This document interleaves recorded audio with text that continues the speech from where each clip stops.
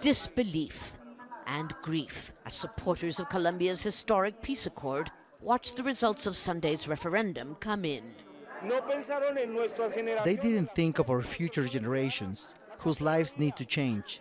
Those who voted no will carry all the death and suffering this may bring on their conscience. With their vote, Colombians have said no to the accord to end more than a half-a-century-old conflict with the rebel group FARC. Can you imagine that the FARC, which caused so much suffering, will receive more help and benefits than us, the victims who were displaced? I can't accept it.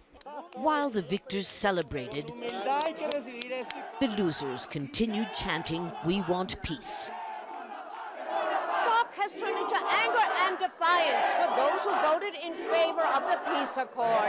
Colombia clearly split right down the middle now between those who expected peace now and those who believe that they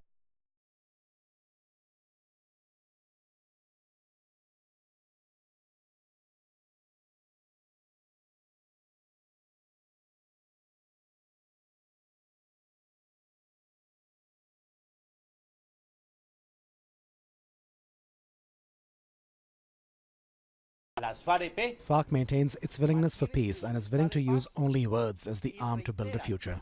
President Santos says the current bilateral ceasefire with the FARC will remain in place and that he is sending his negotiating team back to Havana to discuss a new deal with the rebels. But as he conceded, that deal will require incorporating many of the demands of his opponents, starting with mandatory prison terms for the rebel leaders. But the main brains of the disaster, of this violence, of kidnapping children, of violating little girls, they have to pay prison.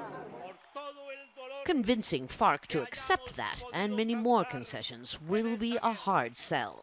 As for the peace accord described by the UN Secretary General as a ray of hope for the world, its nomination for the Nobel Peace Prize clearly turned out to be premature. Lucia Newman, Al Jazeera, Bogotá.